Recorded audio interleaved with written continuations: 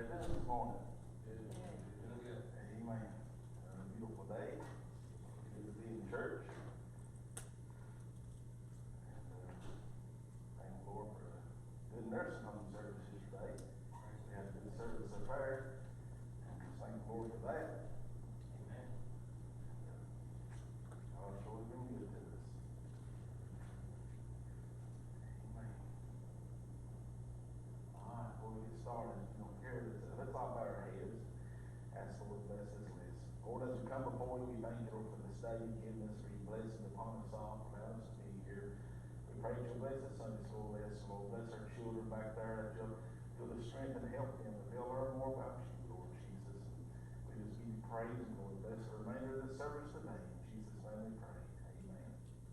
Amen.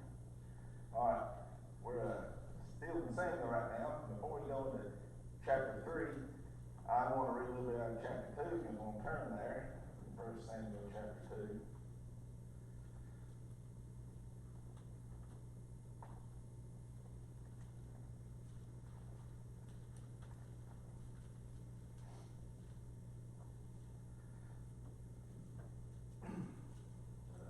Like I said, I love the Lord today, and I'm thankful for all He's done.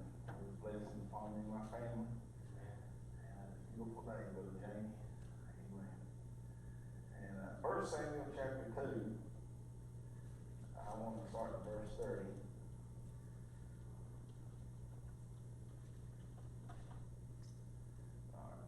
It says, Wherefore the Lord God of Israel saith, I said indeed, that my house and the house of thy father should walk before me forever. But now the Lord saith, Be it far from me, for them that honor me I will honor, and they that despise me shall be lightly esteemed. Behold, the days come that I will cut off thine arm, and the arm of thy father's house, and there shall not be an old man in thine house.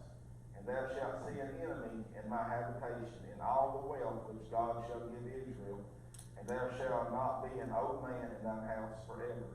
And the man of thine, whom I shall not cut off from mine altar, shall be to consume thine eyes, and to grieve thine heart, and all the increase of thine house shall die in the flower of their age. And this shall be a sign unto thee, and thou that shall come upon thy two sons, on Hophni and Phinehas, and one day they shall die, both of them. And I will raise thee up a faithful priest, that shall do according to that which is in mine heart and in my mind. And I will build him a sure house, and he shall walk before mine anointed forever. And it shall come to pass that every one that is left in thine house shall come and crouch to him for a piece of silver and a morsel of bread, and shall say, Put me, I pray thee, into the priest's office, that I may eat a piece of bread. And for the last couple of weeks, we've been talking about Samuel and Eli and Hannah, and about the book of Samuel here. And but we, by reading that, it's told us, what Eli went through, what he's fixing to go through, and the mistakes that he made, and the things that his son was doing, Gary, the sin that they were consuming themselves with and feeding their lustful appetite with. Anita, we read about that, and how important it is to obey God and not just blow God off as a joke or a comic strip somewhere, but to be true and to be bold about Jesus Christ and to serve Him. And we talk, even in our lives, we can, I believe we can disrespect God in our lives just by not taking things as serious as we should. We deal with people every day. We deal with lost people every day. I'm sure everybody in here does. And in our families, in our workplaces, and if you go to school, you're dealing with someone who doesn't know Jesus Christ. And we've seen that Eli's boys, they were supposed to be in the right place. They're supposed to be on the right pedestal there. I guess I could say the right office. They were supposed to be a form of authorship, a form of respect, and a form of honor in a way. They were supposed to be somebody different than someone else who was in the temple. They were supposed to shine a light and witness, and just to be God's anointed. And we read that they was different than that, Brandon, and how our lives are similar to that. That when we claim salvation and we claim Jesus Christ as our Lord and Savior, then outside those doors right there, it's going to be evident that that's who you are. You know, no mistaking. There shouldn't be no news from the public saying, well, he ain't what he says he is. And, I use this, example. We may, lose our temper at times. We may maybe even, disrespect somebody. Just not realize we're doing it. Or maybe you just go overboard there with your emotions. And maybe something is said, or maybe something is done, or maybe something is seen. But as a Christian today, we are to call back to Jesus Christ. We are to get back on our knees and ask for forgiveness. And not only from God, but we need to show, people that, hey, I did make a mistake. I was wrong in this. And, I'm learning from this, and I'm sorry, I apologize. But we see that Eli's two sons had none of that in their lives, Travis. They had none of that in their minds. They never once, that I really went to those people and said, well, wait a minute here. Here's what's going on. We're sorry about this. No. They just continued to fill their lustful lifestyles with what they wanted, John. And they just continued to disrespect God's offerings and God's people. And they continued to stand before those people and God in the way of what was supposed to be designated to God alone. And I don't know about you, but it would really upset me. It would really break my heart if I was down trying to pray and you was aggravating me today trying to keep me from praying. It would really upset me. And it would really disrespect me. And that day may come. Society may get to that shape to where they try to disrupt you from praying over your meal. They try to disrupt you at the funeral, at the graveside, when you're saying a prayer for your loved ones. Society, is just getting out of control. And we need to take that into consideration that these days may come that, we may be trying to be hindered. And how do we handle that? How do we go about that? I don't really know. The Bible really doesn't describe what these people did when Eli's sons came and began to, disrespect them and take away from what was going to God. It really doesn't explain what those people did, but I can imagine that Elkanah and then some of them guys were probably angry. They were probably upset. And that was something that was so dear to them, talking to the mighty God, amen, the mighty God of Israel, the God that someday would send his son to die. And Brother Travis, since I've been saved, and I guess since I've been old enough to really understand and old enough to really notice things, I have seen a lot of stuff happen in churches. I have seen a lot of stuff happen in the so-called body of Christ that wasn't right. That was, leading people down the wrong path. That was doing the same thing that Eli's leadership was doing. And I began to look at these things and begin to think about it, and begin to realize that, hey, there's a serious issue going on here. It's a dangerous issue. Yeah. Because Jesus Christ is coming back someday, and he told us he is. He says, my coming is nigh. I'm coming soon. I'm very, very soon. And I don't want to be in the spots where I'm in that particular predicament here doing things. I want to make sure that my heart is right. And when I began to read the end of chapter 2 here, verse 30 really stuck out to my mind. And I began to read on it, began to look into it a little bit. And I tell you today, it's very, very, we talk a lot about it. Travis talks a lot about it. Other preachers, you all talk a lot about it. About how we just throw words around that. Really, we don't even know the meaning of it. We don't even, take into consideration what we're doing when we say, for the simple thing, I love this, I love that. We take all this stuff for granted. When a lot of these things, they're more serious than what we think they are. And, disrespecting God and living our lives to the point to where, it displeases God, that's a very, very, very serious thing. And in verse 30 of chapter 2 it says, wherefore the Lord God of Israel saith, I said indeed that my house and the house of my father should walk before me forever. But now the Lord saith, be it far from me, for them that honor me I will honor, and they that despise me, they shall be lightly esteemed. And, we can read the scripture where it says, those that, who draw nigh to me, I'll draw nigh to them. God begins to tell us in His Word, even here, and even throughout in the Word, in the future there, later on in the New Testament place, He teaches us that if you want to get close to me, if you want me to be your God, you must be my people. You must be my child. You must be my servant. you must be me today. You can't go out here and live contrary. You can't go out here and be a part of this world, because just like us today, our salvation is eternal. Our salvation is something that no man can take. You know, when He saved me, as long as I stay in the will of God, as long as I stay in relationship with Jesus Christ, and do His, He said, if you love me, do my commandments. If I obey the Lord with my heart, Gary, and I live for God, and I truly give Him my heart, and I truly serve Him, then my salvation is eternal. Amen. I'm going to go to heaven someday. I'm going to, nothing in this world, Sister Anita, can take that from me. Nothing.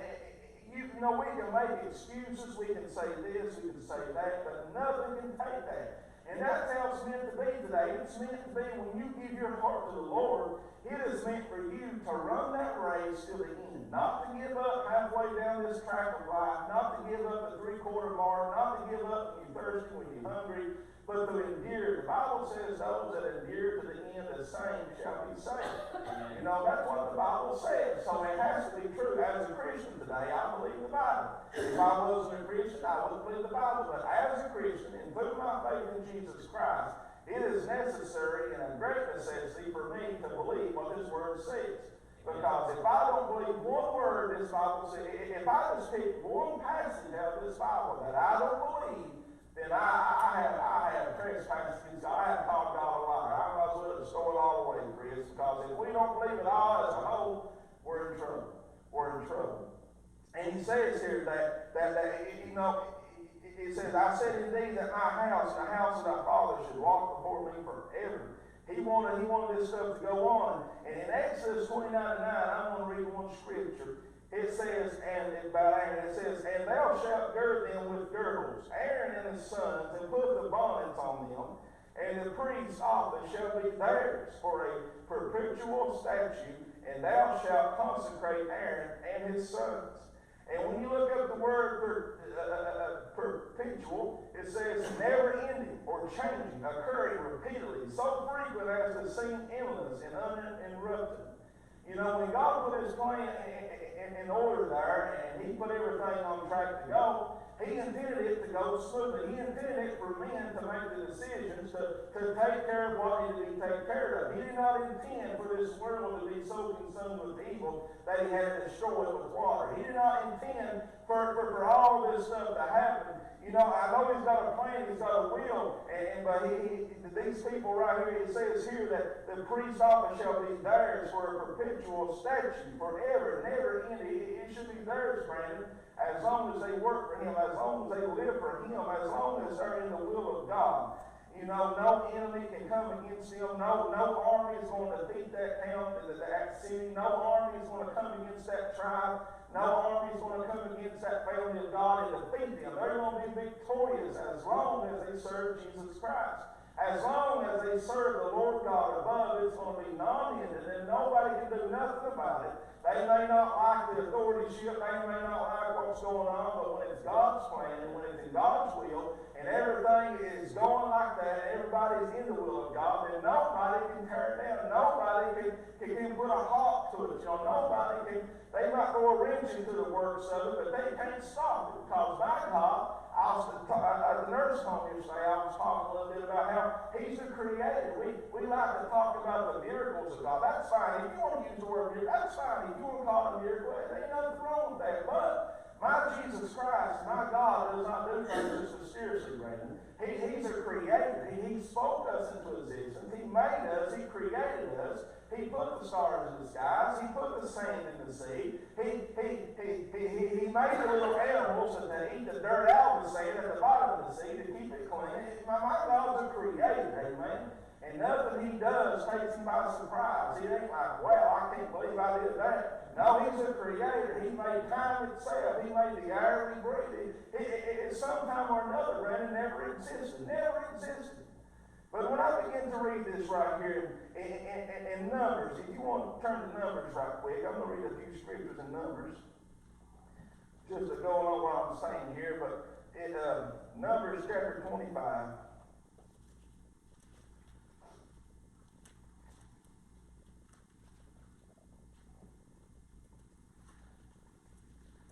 Numbers chapter 25, verse 13.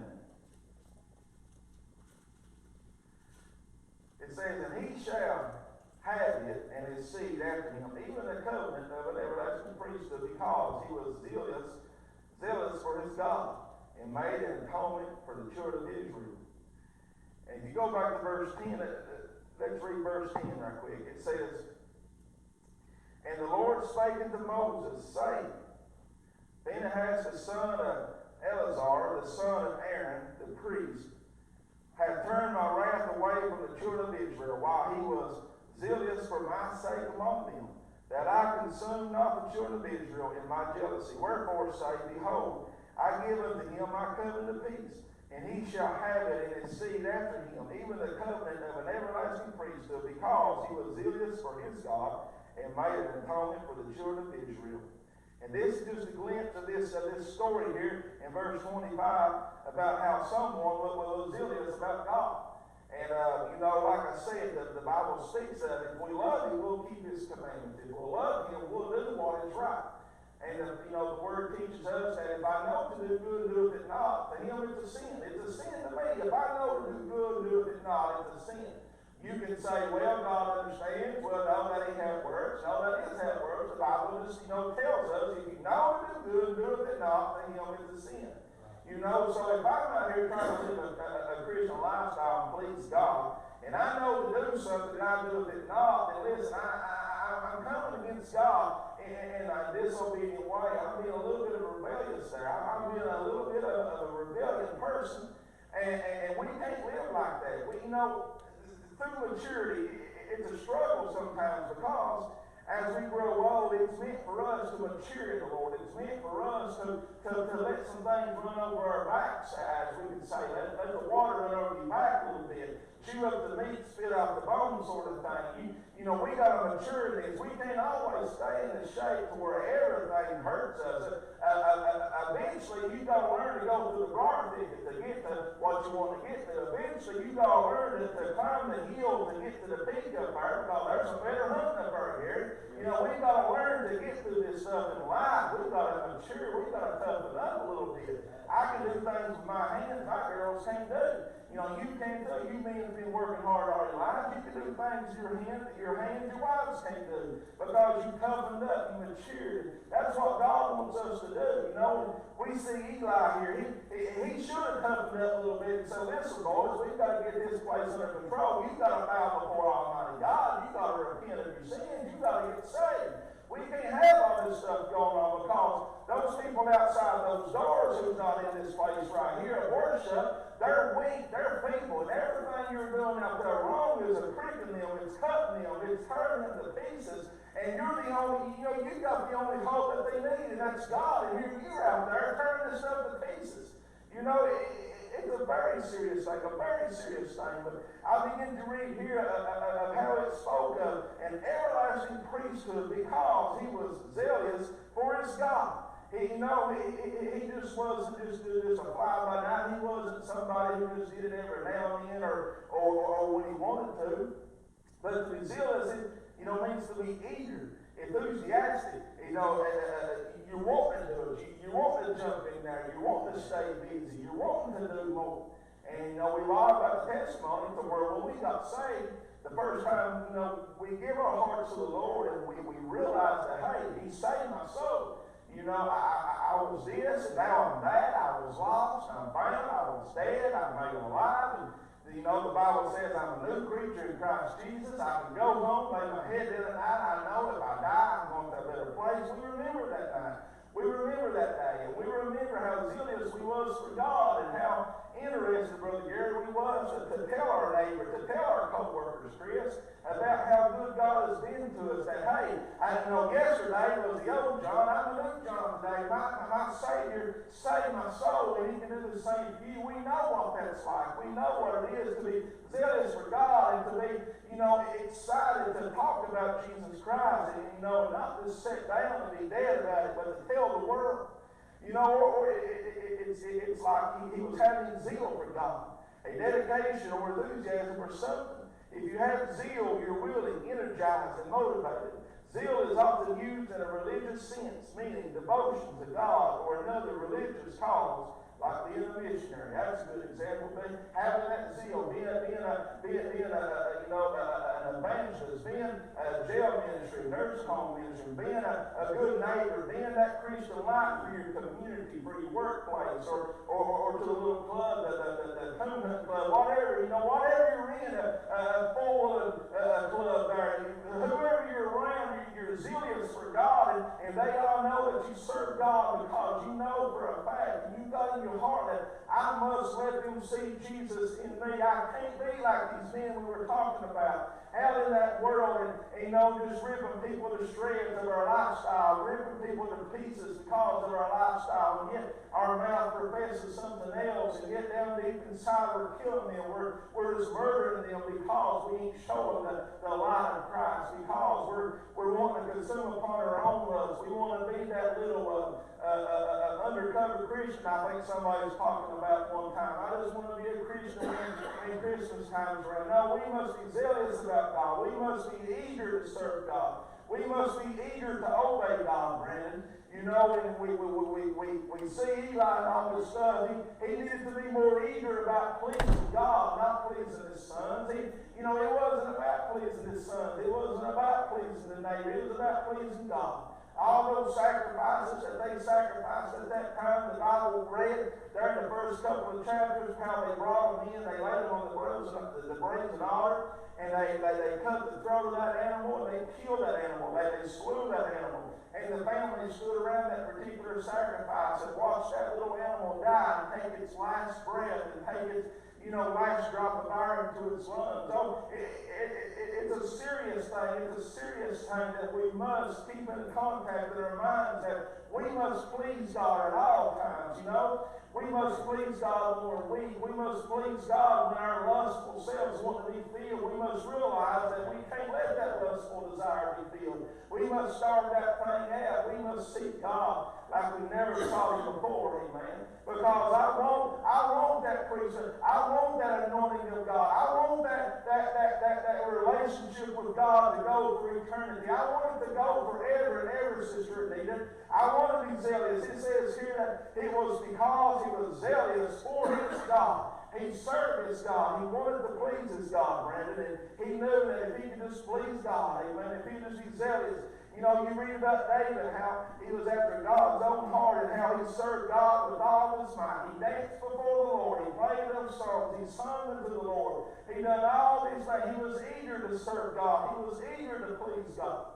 You see, Joseph, he was right in the arms of a woman there trying to get him to commit adultery, trying to get him to do wrong, but he knew, no, I can't live like this. I must be zealous about God. I must make sure the temple of God is what it should be. I must let that light shine. I must let the word of God speak through my life. I must run from this controversy. I must run from this trouble.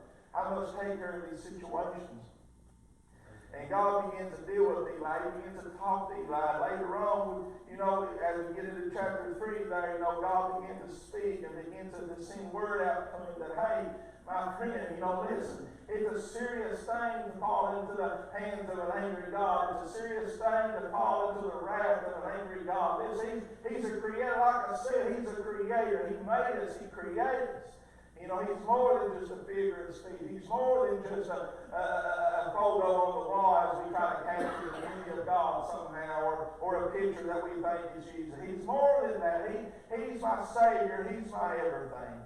And without God, my friend, you'd be nothing. Without God, you'd be hopeless. You'd be hungry. You'd be desolate, the Bible teaches. You'd be like a dry desert, dry and barren land. You wouldn't have no fruit among you. I tell you, it's all about God. My God, he loves us so much, amen, that he's willing. He went the extra mile. He went beyond the extra mile for us. He died on the cross that we could be saved. And he gave us this word that we could read and study upon him. I tell you what, it is a sure thing, Brother Gary, that if I serve the Lord, if I'll get my eyes upon him, the Bible said that those boys knew not God. They They knew not the Lord. They didn't serve the Lord. They probably, knew of Him, but they didn't know Him as a personal Savior. They didn't know Him in their relationship with God. They didn't know Him, to the point where it was life or death to them. It was just a mockery to them. It was a disrespect to them. A scripture a while ago, I brought up James 4:8, draw nigh to God, and He will draw nigh to you. Cleanse your hands, you sinners, and purify your hearts, you double-minded. And I learned at a very young age, as a Christian, Brother Chris, that when things came my way, when things began to smack me around this world, and maybe just the temptations of the world, the world can make a lot of good tables there for you. This whole world, the devil can make things look so appeasing, so appetizing to people. The devil's a liar. He's a slick-tongued liar. He'll deceive you. He'll suck you right into death there and grab the hold of you. Listen, if you voluntarily walk away from God and enter into something like that, it's a sad situation. But I learned that when those times come, Jamie, that when I learned by experience that the times I would fall on my knees somewhere, or the times I would just open my Bible up in the midst of the trouble, in the midst of the temptation, we go through this life. As soon as I'd open up that Word, as soon as I'd fall on those knees and open up my heart, I could just feel the presence of God. I could feel that strength, amen. I could feel that anointing. I could feel that power, Brandon, to come in, because you know what? My God is greater than anything in this world. There's nothing above my God. There is no thing that can overtake God. There is nothing that can defeat God. There is nothing, amen, listen, that is worthy more than God. There's nothing. And when I hear people use excuses, well, I can't help it, or you just don't understand, I do understand. I may not be where you've been. I may not have suffered what you suffered, but I serve the same God that you serve. And listen, I'll tell you what, when I begin to read these things right here, I begin to realize, Brother Travis, of how powerful God is, of how, big God is. God is able to set it over to history, amen, that we thought would go this way, and things happen, and God steps in. He takes care of the situation just like that. He don't hum around about it. He don't tippy-toe around about it. He dives right in and says, listen, you're doing wrong, and you're going to be held accountable for that. And we'll read where Eli and his sons died. What a very, very, very serious thing. How would it be today if one thought of foolishness popped up in your head and you fell over dead? I tell you what, I'd be making sure my mind was clean. I'd be making sure my eyes were clean. I'd be making sure my ears were clean, John. I'd be making sure, Sister Tammy, my life was what God said it was. Because if I knew, I walked out those doors and I was like them boys. I was feeding upon the lust of this world, and I knew that death was at the door because of that. Hey, listen, I'll tell you what, He'll make you straighten right up. But the serious thing is, it is like that. There is death that you'll face. There is a death. There's a hell to face. There's a hell to go to when you do so. When you die in life and you're disconnected with God, hey, I'll tell you what, there's a place for the ungodly. There's a place for the rebels of this world who serve not the Lord, who know not the God, amen, of heaven, who know not the God of Israel. There's a place for those people for eternity. And that's an eternity nobody wants. That's an eternity, Brother Brandon, nobody wants. That's an eternity that no one has to go to. I listen to Dave Ramsey a little bit. You all probably know him. He's a money guy. He teaches how to get out of debt and how to save money. And just give you some knowledge on how to do things. And he always said, there's no excuse for anyone in the U.S. not retiring millionaire. You may say, well, that's impossible. But when he begins to lay it out, Travis, when he begins to lay out the information, whether you make $5 an hour, $8 an hour, whatever, you can retire well because you got to live among the means. You can't just go overboard. But I know I think it's a little goofy, but there's no reason for no one to go to hell. There's no reason for somebody to be like Phinehas and Hophni and Eli. There's no reason for that. There's no reason. You can be in the poorest of the poorest, and you can be in the richest of the richest. Either way, you can die, amen, the wealthiest man in this world by having Jesus in your heart. There's no reason to die in this world lost. There's no reason, Brother Travis, to be beat down and trodden down by men and by the sin. There's no reason for that. There's no reason for that. There's no excuse for that. it just breaks my heart. You know, and no doubt, you know, there might have been people around that place. I don't know for sure, but there might have been people saying, no, I don't want no part of that or whatever. No, listen, you better realize, my God, hey man, we sacrifice these sacrifices. We do these things because God loves us, because God wants to forgive us of our sins, because God wants to keep Israel safe, because God wants to be your God, and He wants you to be His people. What a God we serve. It just, Brother Brandon, you know, like I got a simple mind, and maybe it's too simple for a lot of people, but it's a serious matter. It's a serious matter. And when I read this right here about how serious this was and how God begins to deal with it, it makes me think, it makes me wonder, it makes me pray, it makes me seek God. God, let me be where you have me to be. Not let me be like those boys. Don't let me be out there filling up with lust of this world just so I can feel good. Using the example, well, I'm a Christian. It's okay. I can do it. No, if it's wrong, it's wrong. If it's sin, it's sin. If it's filth, it's filth. There's no way around it. That mud hole is dirty. You get in that mud hole. I don't care if you've got a three-piece tuxedo on. You're going to get dirty. Yeah. It don't matter. You're going to get dirty. And I tell you, God gives attention to our decisions. He does not overlook them. He does not. Brother Chris, I can point fingers to this and that. I can show this and that about people. What's in your heart today? What is in your heart? That temple was supposed to be perfect. That temple was supposed to be what it was supposed to be, but it wasn't. What's in your heart today? It's a very serious thing, very serious thing. You know, we got a lost and dying world out there. You know, but listen, it says in verse 30, but now the Lord saith, be it far from me, for them that honor me I will honor, and they that despise me shall be lightly esteemed. He ain't going to hold them up as high and respectful as he once did. He won't esteem them, and they're going to be lightly esteemed. They're going to be lightly noticed. They're going to be lightly dealt with. They're going to be lightly rendered to. You know, it would be a sad day to be the guy who got everything there. Everybody's giving to you. You're the number one, and all of a sudden you're cut down. You're going to be lightly esteemed. You're not as important as you think you are.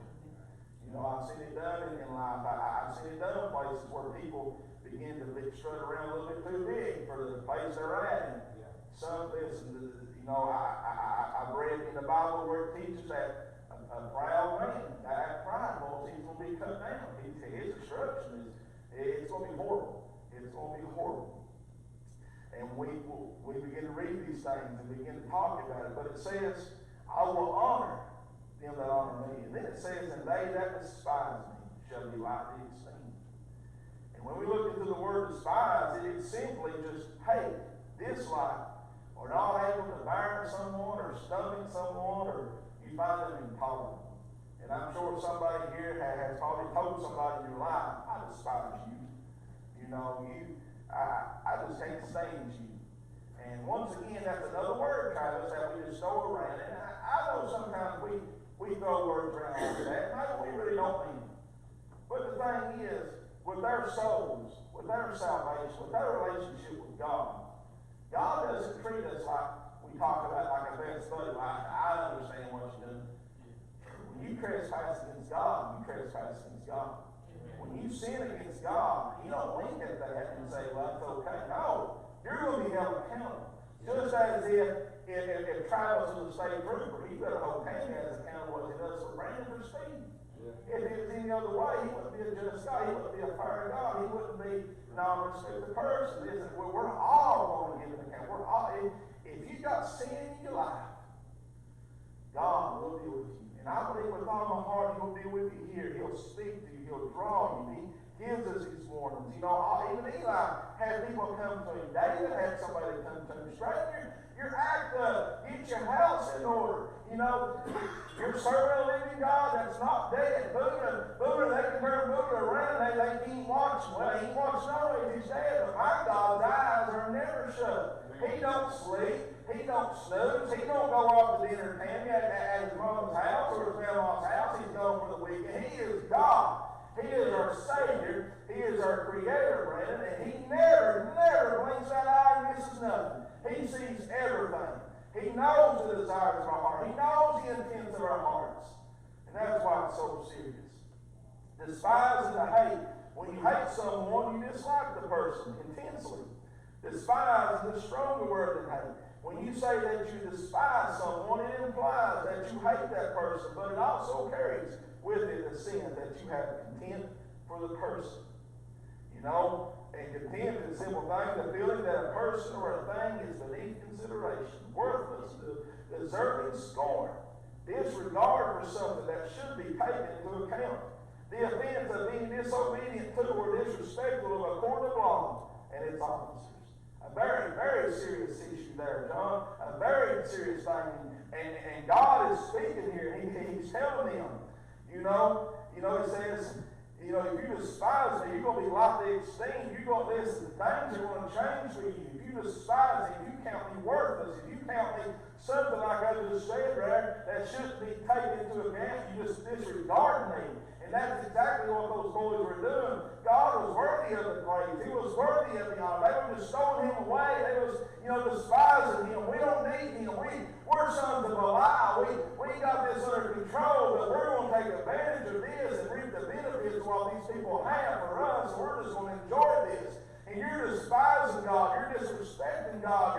You're horribly coming against God in a disrespectful, slap in the face way there and saying you're nothing. When He is everything. He has created you. He has made you.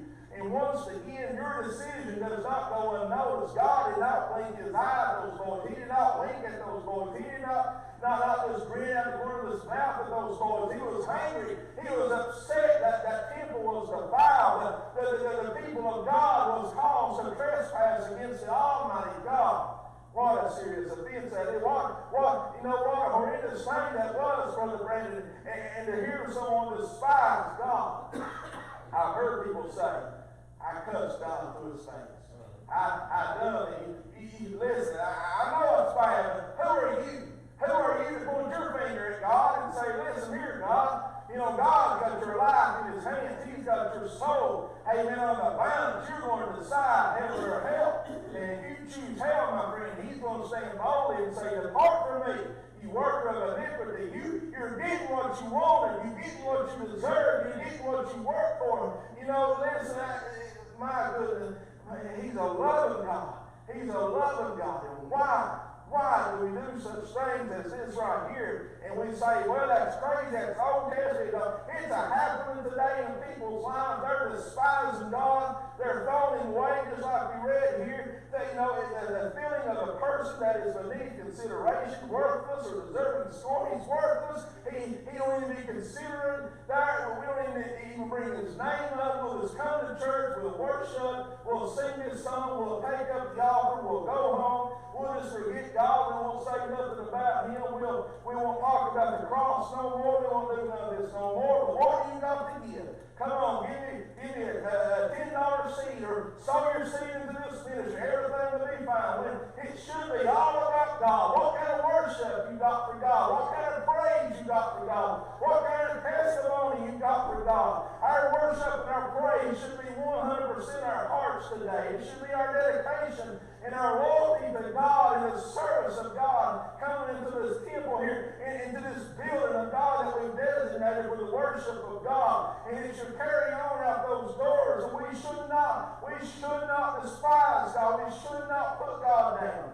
And people say, well, I don't do that. And my question is, do you do that? My goodness, sometimes we do things not realize we're doing it, Brother Gary. Are you despising God? Are you counting God worthless? Because I tell you right now, if you're putting Him on the back burner, if you're just throwing Him to the side, and He ain't worth you dedicating your time to go to church, He ain't worth you dedicating your time to go and help somebody or to witness to somebody, then maybe you need to check your heart. Because the way I understand it, the way I've been taught, the way Sister Myrtle Death told me, the way Lena House said down there, the way these elders said, you need to love the Lord thy God. You need to serve the Lord with all your heart. And when I look at their lives, when I look at their fruits that they bore, my goodness, Tammy, I want more of God. I want to serve God. I don't want to be out there feasting off what the world's. I don't want to go out there and feast off somebody else's hard work, and, spiritually and listen, it's a relationship with God. My relationship with God.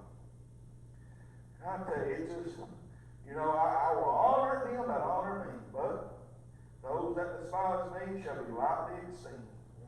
God does not turn a blind eye. He does not say, I don't care. He does not say, well, it'll be all right. We'll sweep it under the rug and everything will be fine. No, he simply says, you're in the wrong, you straighten up. And if you don't straighten up, here's what's going to happen. Yeah. I'll just lay it out for you. It's a life or death. And anywhere in the Bible where you can read about where somebody had that, say it's the Old Testament, where they, even that time of someone was under the tent. They took that man and his family out and they killed him. They stoned him. They done away with him. And I know when Jesus came, a lot of things changed. Now we can go to God. Now we can go to the Savior. Now we can freely, personally go to Him. But the death is still real. There is still a punishment to pay. There is still, a life that's God been given. It's just so scary. It's so heartbreaking to see people turn from the living God. In Jeremiah 18:9, I'm going to read 9 and 10. It says, in Jeremiah 18:9, and at what instant I shall speak concerning a nation and concerning a kingdom to build and to plant it. In verse 10, if it do evil in my sight, that it obey not my voice, then I will repent of the good wherewith I said I would benefit them. And that's just a few verses there, hearing about God speak to a nation and to a kingdom, telling them that, hey, you might have been on high, you might be looking good, you might be like Eli and the boys, everything seems okay, and you're just sweeping things under the rug a little bit and still fulfilling the duties that you're supposed to be doing, and everything's, fine and dandy. But he said, whatever, and what instant I shall speak concerning a nation or a kingdom to build and plant it. If it do evil in my sight, that it obey not the voice, then I will repent of the good wherewith I said I would benefit them. And I don't believe God is up there just saying, I'm sorry. No. He relented. He abandoned. He mitigated our harsh, continual cruel to this. I tell you, he'll separate himself from it. He'll pull from it. He'll take care of the situation. And when I read back in verse 30 there, it says, those that despise me shall be lightly esteemed. And he just talked here that he would take, he would repent of the good. He would, take his hand off that place. He'll take his blessings off that place. He'll take his strength, his power away from that place, and he'll no longer be their God. And you can read stories in the Bible where armies were victorious, armies were strong, and even Eli and his boys are going to learn that their armies once was strong, they were once victorious, but what in the world? They're running around like a bunch of whipped pups. Now they're being destroyed. The Philistines have come upon us. They're defeated. What is wrong with this? Those that despise God will be lightly esteemed. Those that dishonor God will not be honored upon God. Those that come against God, and like you said about Eli, I'm going to do these things because of the iniquity that's in your house that you knew about and you never took care of. I'm coming against that. I'm lifting my hand. And I believe we can all agree here today that God, He's a sovereign God. He's got self-governed, He's got authority, He's got supreme power. He's a sovereign God. Amen. I tell you, Brother Brandon, when I begin to think that, begin to read all that, and, it really doesn't matter. What I try to do, I can't do nothing. I can obey God. I can do what God asks me to do. But when I think I'm the one that can stand up against God and begin to change God's order of things, begin to disrespect what God has put into plan, I learned very quickly that He is truly a sovereign God. Amen. He's got supreme power. He's got power to breathe life into my body. He's got power to give sight to the blind. He's even got the power to spit upon some clay there, rubbing the guy's eyes. Listen, my God, He's God. He is God, and He's my Savior. He's my all.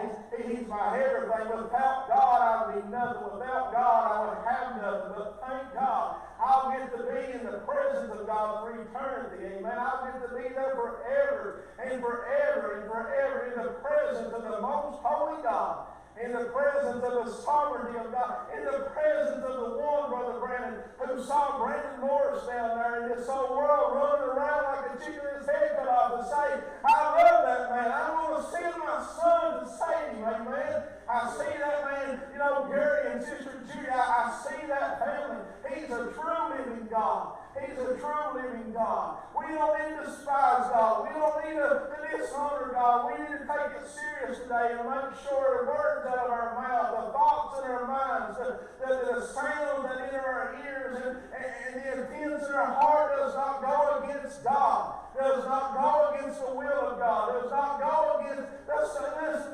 my God. He knows everything. I want to make it today. I want you to make it today. Oh, he's so good. He is so good. He's so sweet. Amen. And one of the most fearful things you can do, I believe, is disobey God. Oh, what it was. Listen, I've been there. I wasn't saved this yesterday. All of you guys have been saved for quite a few years. You've been there. You've been to the point to where you had one instance in your mind that you thought you knew better than God. You thought, well, no, God, I want to do it this way. Oh, Jonah thought he knew better than God. There's a lot of people thought they knew better than God. But Sister Anita, very quickly, God deal with that issue. Very quickly, He'll give you an opportunity to make that decision. And if it's the wrong decision or the good decision, He's going to deal with it. Yeah. Amen. I want to make sure, amen, that when I walk out those doors, I'm honoring God. I don't want to be, like I keep saying, like those boys, walking out those doors and causing the people of God to trespass, causing God's ones to trespass. I want to be a light. I want to be a witness. I don't want to be a stumbling block. I don't want to be the hindrance that people says, no, I can't trust God. Look at that man right there. I want to be the one that says, listen, my God loves you. My God saved my soul, not only in my words, but through my actions. Yeah. I want God to be, like Brother Travis preached, wonderful message the other night about being a reflection of Christ. You think Phinehas and Hophni there, you think they were shining a good light? No. They was as dark could be. They was as dark, Brandon, and as lost as you could be. And trying to uphold a name like God. Sin separates us from that. It'll separate us from that. And it says, behold, the days come that I will cut off thine arm, and the arm of thy father's house, and there shall not be an old man in that house. And thou shalt see an enemy in my habitation, all the wealth which God shall give Israel. And thou shalt not be an old man in that house forever. And the man of thine, whom I shall not cut off mine honor, shall be to consume thine eyes, and to grieve thine heart. And all the increase of thine house shall die in the flower of their age. And this shall be a sign unto thee, that thou shalt come upon thy two sons, on Hophni and Phinehas, and one day they shall die, both of them. And I will raise thee up a faithful priest, and shall do according to that which is in my heart and in my mind. And I will build him a sure house, and he shall walk before mine anointing forever. And it shall come to pass that every one that is left in thine house shall come and crouch to him for a piece of silver and a morsel of bread, and shall say, put me, I pray thee, into one of the priest's offices that I may eat a piece of bread. And like I said, God will deal with it, amen. Cut off his arm, cut off his strength. It would be a fearful thing for me to physically see the presence of God just leave. I mean, how would it feel to be in this world and be able to see the presence? It probably scares us to death anyways to see everything that's really happening around us, with the principalities and the spirits, the wickedness of this day and time, to be able to see all that. But it would be even a more fearful thing, Brandon, to see the presence of God who's lived and to depart because of the iniquity that was in your heart that you dealt not with, and you didn't even consider to deal with because you thought, well, my daddy is in the temple. beautiful. My daddy's in the priesthood. My grandma was a wonderful woman. My papa was a pastor for 30 years. I'm okay. No, it don't work that way. It doesn't work that way. If it did, then there wouldn't have been a problem with Eli and his son. They disobeyed God. They knew not God. And God dealt with them. And God spoke to that. And God, took their lives. Hophni and Phinehas and Eli died. And he told them that because of iniquity that you knew about and you never took care of. You begin to read all that. I'm just glad today that he saw enough in me. Amen. To save me. I'm nothing great. Some of you all, you probably think the same thing, all of you. We're nothing great. Ain't it a privilege to know that we're in a royal priesthood now? We're in a bloodline. We're adopted. You talk to a lot of adopted kids when they get older, they'll say, I feel like I'm blood relative with my family. I'm adopted, but I feel like I'm a blood relative. They love me so good. They took me and they treat me so good. Oh, ain't God much more than that? Ain't God much better than that? He said in verse 35, I will raise you up a faithful priest. That's talking about, Samuel there, he's got it all worked out, and God knows what he's doing. But I don't know, I just wanted to talk a little about that this morning, but what a presence, what a blessing it is. And I got to go to the nursing home again yesterday, and those people, there wasn't but a few there, and that Sister Jessie got up and sung, and at the end of the service, they just started testifying, and tears were rolling. And I began to tell them, I was using Sister Jessie as an example. She didn't say longer than I've been alive. And I said, here she is up here in the Laurel Heights Nursing Home behind the little Bible stand. I sing. She sung 3 or 4 songs there, tears running out of her eyes, that hand up in the air. She didn't care who was around. She didn't care what kind of political stuff goes on there. She didn't care. And she was praising her God. Amen. Hey, and she's praising her God. And amongst the visitors, amongst the neighbors of hers, amongst the staff of that place, I don't think they could say, well, she's out doing this. No, I believe they can honestly say about her, that woman loves the Lord. Look at those tears flowing. Look at those sweet words coming out of that dear lady's mouth. I praise my God. And she said, he has never left me nor pursued me. What a blessing that is. What a blessing. But, just to think the seriousness of people despising God. We need to check our hearts and stay in tune with God. I don't know much about guitars, but I do got that common sense to know when that guitar is out of tune, it don't sound good. We've got to keep it in tune. We've got to keep it sharp. We've got to keep those knives edges sharp. We've got to keep that lamp trimmed and burning on. You can't just light it and let it burn. There's a responsibility. But I thank God today. Do you make anything to say or straighten up on or whatever? Feel free.